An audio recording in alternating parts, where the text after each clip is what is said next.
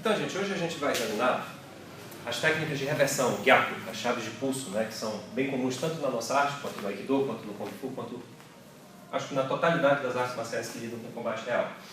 Então, a primeira coisa que a gente vai ver vai ser a forma básica de pegar o pulso, né?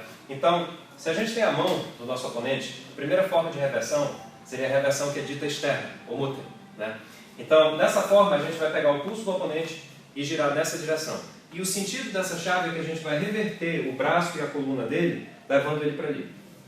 A segunda chave, Ura, interno, e a gente vai fazer o procedimento contrário com o braço dele. A gente vai pegar o pulso dele e girar nessa direção, fazendo com que o braço, a coluna e a cabeça dele levem ele para a posição interna do corpo. Para início, um exercício muito bom para a pessoa que está querendo aprender é começar os dois parceiros tirando a medida dos ombros um do outro e deixando os braços mais ou menos nessa altura e praticar simplesmente o ato de pegar o pulso e coordenar essa movimentação com o uso dos pés e do corpo. Então, em vez de tentar torcer o braço dele enquanto o corpo fica fora de linha e exposto a um golpe dele, o que eu vou fazer vai ser, ao mesmo tempo que eu giro, eu vou andar. Então, se ele tenta me acertar, ele está fora do raio do meu rosto. Na próxima técnica, a gente vai pegar a mão dele e fazer o mesmo exercício desse posicionamento.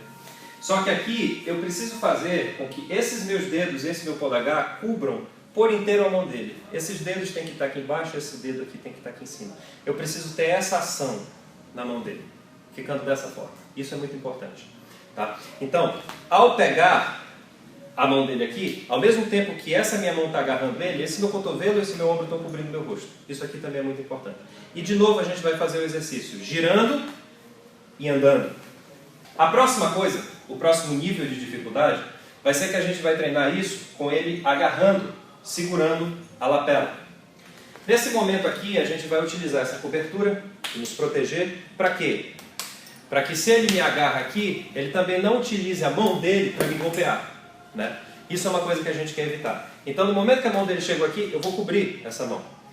O próximo perigo, óbvio, é esse outro braço dele. Então, se o meu corpo permanece aqui e ele me soca, eu estou exposto a levar esse golpe.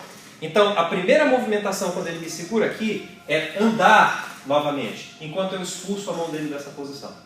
Imediatamente eu vou cobrir. Uma vez que eu cobrir, eu vou baixar o meu centro de gravidade e girar o meu torso, enquanto esse cotovelo se alinha com esse pulso e empurra a mão dele para tirar a pegada. Desse posicionamento aqui, eu vou continuar colocando a outra mão como apoio e segurando o pulso dele acima do pulso, aqui, não embaixo. E desse posicionamento aqui, quando eu girar, eu vou colocar a pressão toda para o chão. Quando ele segura, cubro, primeiro passo. Se ele tenta me socar, meu cotovelo vai me proteger. Mais uma vez.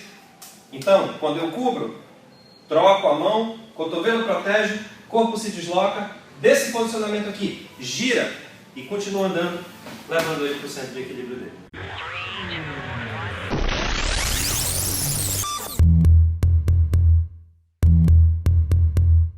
Agora, o terceiro e talvez o mais difícil nível da prática dessa técnica, que é como capturar o pulso dele em meio a um soco.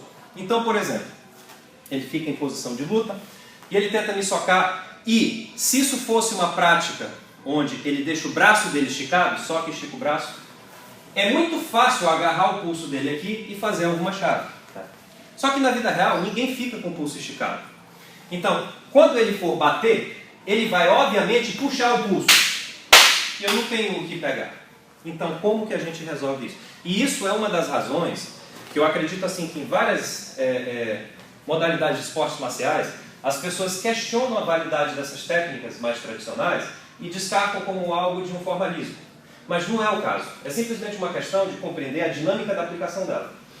Quando ele golpeia, eu não vou tentar pegar a mão dele. Eu vou pegar o braço. Então, quando ele golpeia, eu vou atirar essa minha mão na direção do ombro. Obviamente, a mão dele vai cair exatamente no lugar da técnica. Mais uma vez, soca normal. Bate e puxa. Um. Para o outro lado.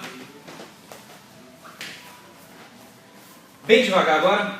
Então, um.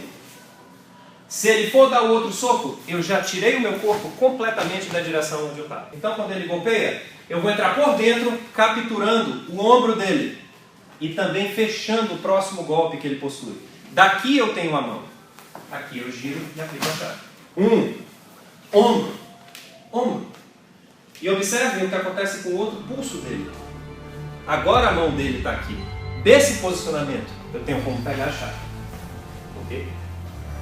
E ele está completamente imobilizado nessa posição. Se ele se mexe mais um pouco, é simplesmente uma questão de pouco esforço para quebrar o pulso dele.